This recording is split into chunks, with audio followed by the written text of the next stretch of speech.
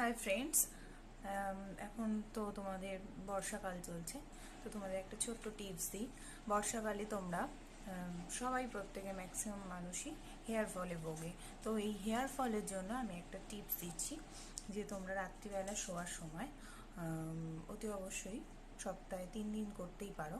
সে যে যে নারকেল তেল, কোকোনাট অয়েল, নর্মাল কোকোনাট অয়েলকে একটুখানি ভালো করে গরম করে নিয়ে ফিঙ্গার টিপসের সাহায্যে বা কটনে করে পুরো স্ক্যাল্পটায় ভালো করে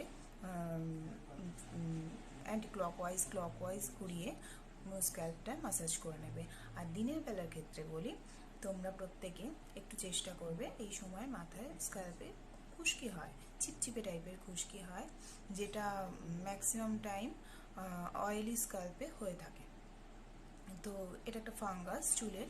তো সেইখানে তোমরা করবে কি, একটুখানি পাতিলেবু নেবে, পাতিলেবুটাকে পুরোটা রস করে নিলে, যার যেরকম চুল সেই অনুযায়ী সেই স্ক্যাল্পটার মধ্যে তুলো দিয়ে লাগিয়ে নিয়ে 1/2 ঘন্টা রেখে তোমরা শ্যাম্পু করে নেবে।